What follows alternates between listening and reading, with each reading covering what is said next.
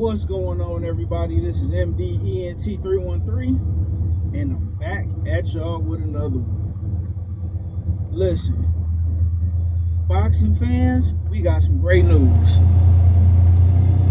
Why do you say that? Well, I'm glad you asked.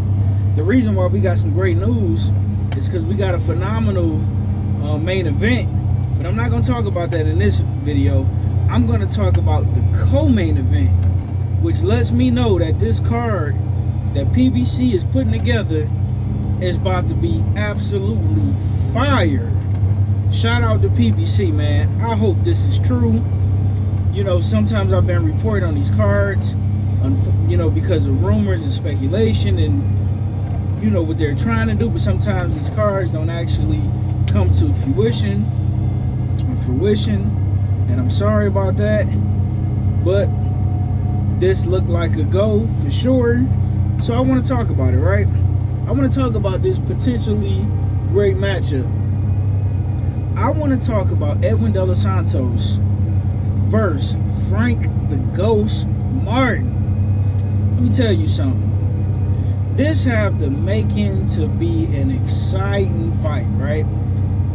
When you look at Edwin Dela Santos, phenomenal boxer, devastating power, southpaw, I believe. Frank Martin, good boxer, more of a boxer puncher, more of an aggressive fighter, with the exception of the tank fight, but he was aggressive in spots, more aggressive than I was expecting. Shout out to Frank Martin. This got the making to be an explosive fight. Woo! Let me tell you why. When I watched that Edwin Dela Santos versus Shakur Stevenson fight, right? Both of these guys phenomenal boxers, but Edwin Dela Santos has so much TNT in his hands that Shakur Stevenson was very, very reluctant to engage. Very reluctant to engage, right? And Edwin Dela Santos was doing some great things. He was being extremely patient as well, and he was also trying to counterpunch, but he's not as quick as Shakur Stevenson far as from a footwork perspective, and he don't have a better jab. But he got a good jab, but he don't have a better jab than Shakur Stevenson. In addition to, I believe Shakur Stevenson's arms was longer. So even though that fight wasn't exciting, it's because Shakur Stevenson is more of a pure boxer, right? He will get aggressive in spots if he absolutely have no choice, right? Whereas Edwin Dela Santos, he's a boxer, but he will get aggressive if the opportunity presents itself. But because Shakur Stevenson is a pure boxer and extremely smart, and he was worried about that TNT in Edwin Dela Santos' hand, he was a lot more patient than even Dela Santos was, and he picked his spots and he picked his shots very well. Credit to Shakur Stevenson. Listen, it may not have been an exciting fight, but as a boxing fan, I enjoy that high-level tactical fight. I would have liked for it to be a little more exciting, but I could appreciate the little nuances that was going on in the ring that night. Now, fast forward to Frank Martin. Last fight we seen Frank Martin in was against Gervonta Tank Davis. And I thought, in my humble opinion, I thought Frank Martin did extremely well. He did extremely well in spots, right? He pressed Tank Davis at times. He was aggressive with Tank Davis at times. And he hit Tank with some shots that really got Tank's attention. And I believe that hurt him a few times in that fight.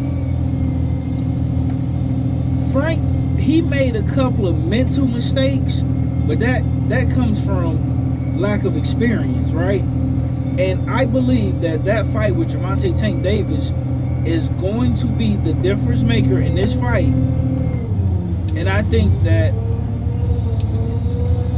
Frank Martin will be aggressive with Edwin Dela Santos.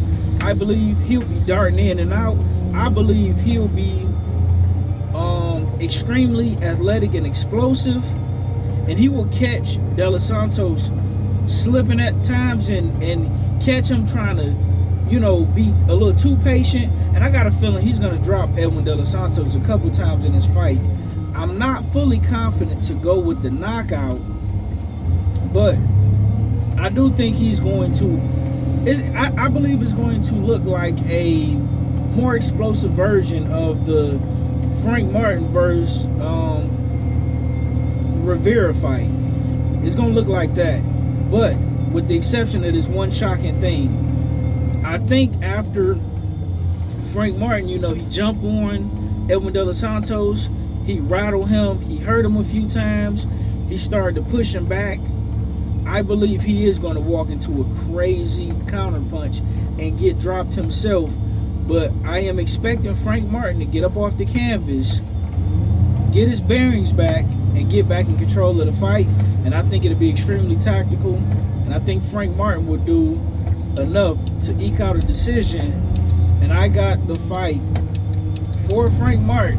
I'm going to say this right now. If it happens, I believe it will. For Frank Martin, 7 rounds to 5 in a nail biter. But I think Frank Martin, because of the extra knockdown and because of the effective aggressive style, I think he's going to get the edge over Edwin Dela Santos, and it will be a barn burner. It will be some action, and it will be a few knockdowns.